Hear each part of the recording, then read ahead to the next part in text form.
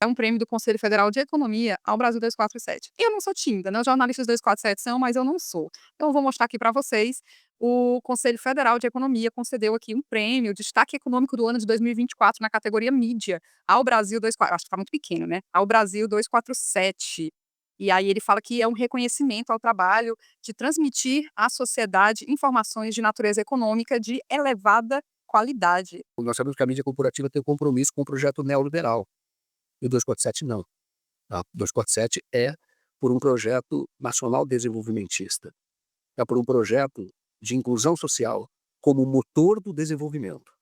Isto é, quanto mais você inclui, aumenta o mercado, esse é o segredo do governo Lula, primeiro, segundo andar, aumenta o tamanho do país e você tem desenvolvimento.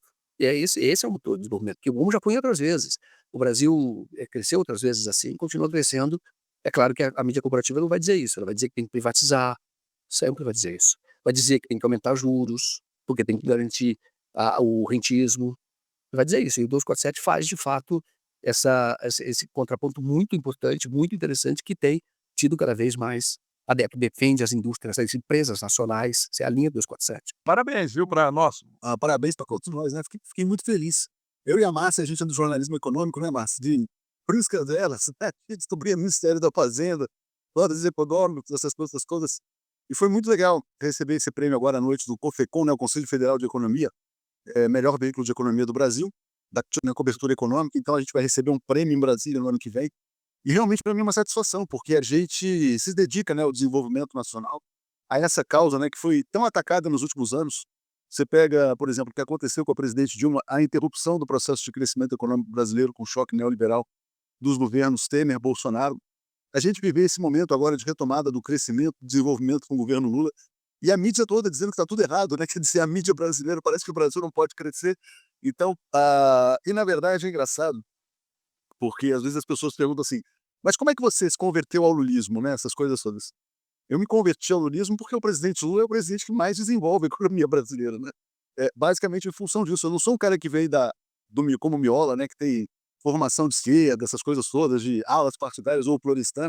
Eu sempre fui um cara da cobertura econômica. E quando eu fui vendo, pô, esse negócio tá dando certo, o Brasil tá bombando, hein? Aí eu falei, bom, assim que as coisas foram acontecendo. Nunca imaginei que esse crescimento que vinha ininterruptamente, né, nos governos Lula e Dilma fosse ser interrompido de uma maneira tão violenta como foi. Então a gente resistiu na mesma linha, na linha do desenvolvimento, da defesa das empresas nacionais, e eu acho que agora o nosso papel é esse, é se consolidar como um veículo do time Brasil, né? Eu sempre falo, o Brasil tem que estar entre as 4, 5 maiores economias do mundo, e eu ainda vou ver isso acontecer. Não sou tão velho assim, então dá tempo de O 247 teve um papel importante não só em acusar a manipulação que estava sendo feita ali, mas o prejuízo que estava sendo causado às empresas que eram as responsáveis pela ampliação de empregos, pela melhora na qualidade de vida dos trabalhadores.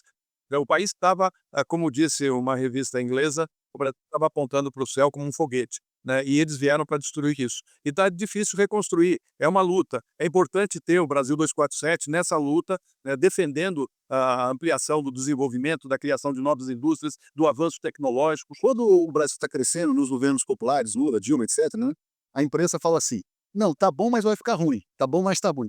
Quando a economia vai muito mal, como nos governos Temer, Bolsonaro, eles falam, tá ruim, mas tá bom, né, mas tá bom. E quando o Brasil tá bombando, parece que eles querem o seguinte, não, o modelo é o Milei, eles querem o Milei para o Brasil. Então, assim, a gente não pode deixar que isso aconteça, né? Eu vi uma postagem hoje numa rede social de um brasileiro que eu achei super interessante. Nossa, Natal chegando, fila no shopping, fila para comprar presente, engarrafamento para chegar nos lugares de compra. Nossa, realmente o governo Lula vai muito mal.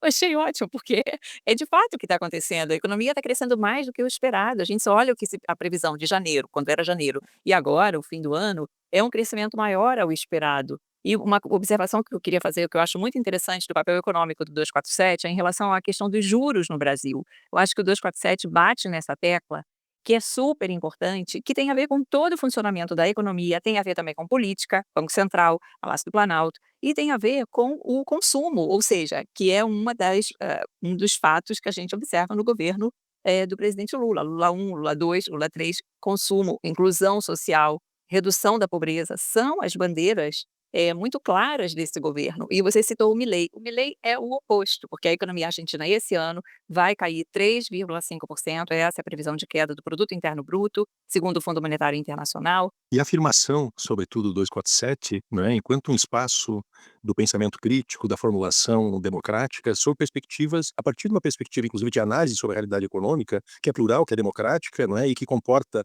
digamos, desde um campo de análise, né, amplo, mas direcionado para uma reflexão de uma visão heterodoxa da economia e antineoliberal, não é, é um marco de formulação estratégica para o nosso país, de crítica permanente, seja nos erros do governo, seja, né, nas posições das classes dominantes em relação ao que pensam sobre o nosso país. Então, acho que é uma premiação, né, bastante valiosa, não é, e que enaltece ainda mais o papel do conjunto da mídia independente, em especial, em particular, do 247, né, nesse processo de construção de um raciocínio sobre o nosso país que supere esta eterna condenação a que as classes dominantes nacionais nos colocam, não é, de transformar o Brasil num país, não é, subsidiário, não é, no conceito das nações, como uma grande fazenda desindustrializado, não é, sem atrasado tecnologicamente, cientificamente. Então, muito parabéns mesmo a ti, pessoalmente, ao conjunto 247 por essa belíssima conquista. Me formei em 93, 92, 93, fui trabalhar no Correio Brasiliense, na economia, logo depois na Veja, Plano Real,